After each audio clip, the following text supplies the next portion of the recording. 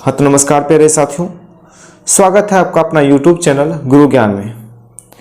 आज हम लोग क्लास 11th के पाठ संख्या 4 जिसका नाम है बेजोड़ गायिका लता मंगेशकर एवं इसके रचनाकार है कुमार गंधर्व जी, इसके बारे में विस्तार से अध्ययन करेंगे। दोस्तों, आप मेरे YouTube चैनल पर नए हैं, मेरे YouTube चैनल को सब्सक्राइब नहीं किए हैं तो सबसे पहले मेरे YouTube चैनल को सब्सक्राइब कर दीजिए ताकि YouTube के द्वारा जो नोटिफिकेशन मिलता है वो सबसे पहले आपको मिलता रहे। अब हम लोग बिना देरी किए इस चैप्टर को शुरू करते हैं। सबसे पहले कुमार गंधर्व जी के बारे में जान लेते हैं। कुमार गंधर्व का जन्म 8 अप्रैल 1924 ईस्वी को हुआ था। कब जन्म हुआ था? 8 अप्रैल 1924 ईस्वी को हुआ था। इनका जन्म सुलेभावी, गांव सुलेभावी, जिला बेलगांव, कर्नाटक में हुआ था। कब जन्म हुआ था? 8 अप्रैल 1924 ईस्वी को ग्राम सुलेभावी, जिला बेलगांव, कर्नाटक में हुआ था। इनका मूल नाम जो था वो शिवपुत्र कोमकली था। इनका मूल नाम शिवपुत्र कोमकली था। इनकी मृत्यु 1992 ईस्वी में हुई। इनकी मृत्यु कब हुई? 1992 ईस्वी में। इसके पिता का नाम सिद्धरमैया, इनके पिता का नाम सिद्धरमैया कोमकली था। इनके पिता का नाम सिद्धरमैया कोमकली था। आपको बड़ा जगह जानकर हैरानी होगी कि इनका मूल नाम क्या था? शिवपुत्र कोमकली। लेकिन एक गुरुकुल स्वामी थे और गुरुकुल स्वामी ने इन्हें देवता के अवतार, देवता के गायक, देवताओं को जो गीत सुनाते हैं, कुमार गंधर्व, उनका अवतार बताया और तभी से ये इस भारत में, इस विश्व में कुमार गंधर्व के नाम से प्रसिद्ध हो गए। आपको अब हम लोग इस चैप्टर पर आते हैं। नाम ही है बेजोड़ गायिका।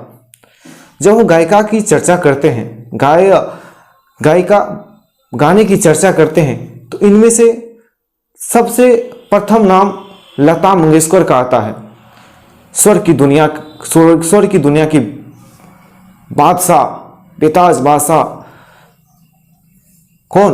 लता मंगेशकर। इन्हें स्वर कोकिला भी कहा जाता है। जैसे हम लोग भारत कोकिला सरोजिनी नायडू को कहते हैं और इसी तरह स्वर कोकिला के नाम से लता मंगेशकर जानी जाती है। इनकी आवाज में वो दम था जिनकी प्रशंसा देश में नहीं विदेशों में होती है। इनका निधन अब हो चुका है, कुछ ही दिन पहले हुआ है। लेकिन इनकी उम्र जब 70 वर्ष की थी, मतलब कि ये बूढ़े भी हो चुकी थी, तो फिर भी इनका आवाज एक यंग गर्ल के समान था, एक युवा वाली लड़की के समान था। इनके आवाज में वो दम था। माँ सरस्वती के, इनका जो गला था वो माँ सरस्वती इनको वरदान के स्वरूप में दिए हुए थे। इनके गले में साक्षात सरस्वती विराजमान करते थे। आपको याद होगा कारगिल के युद्ध में यही गीत गाई थी, ए मेरे वतन के लोगों जरा आंख में भर लो पानी। लोग सुनकर लोगों के मन में और उबाल आ गया था। लोग उत्साह से प्रेरित हो गए थे। लोगों के अंदर जोश आ गया था।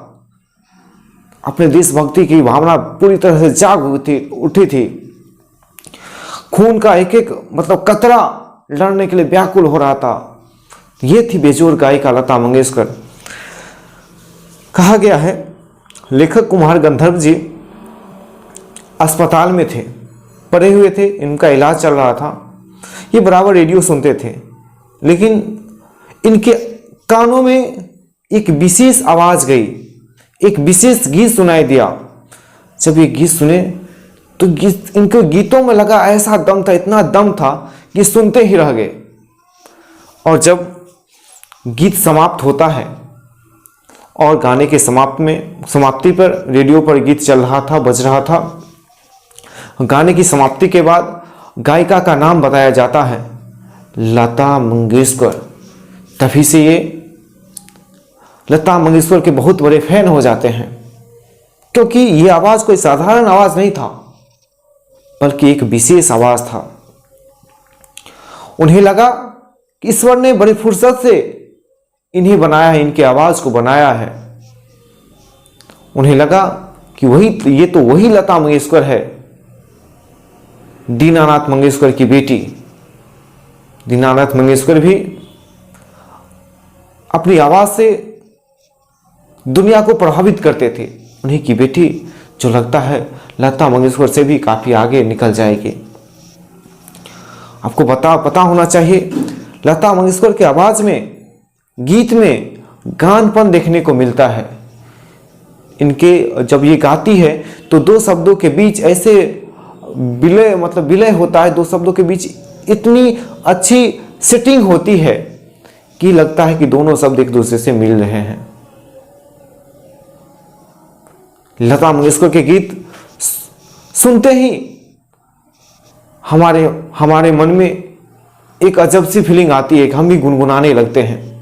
पहले के ज़माने में ऐसा नहीं था। पहले के गीत में और आज के गीत में बहुत ज़्यादा फर्क होते थे। पहले के गीतों को आप गुनगुना नहीं सकते थे, लोग जैसे तैसे गाते थे। लेकिन जब से लता मंगेशकर ने गायकी की दुनिया में कदम रखा, तब से लोग गीतों को गुनगुनाने लगे हैं। लता मंगेशकर से पहले नूर जहां थी, मतलब उनका भी नाम चलता था, लेकिन वो भी बहुत अच्छी गायिका थी। लेकिन जब से लता मंगेशकर आई, वो नूर जहां से भी बहुत आगे निकल गई।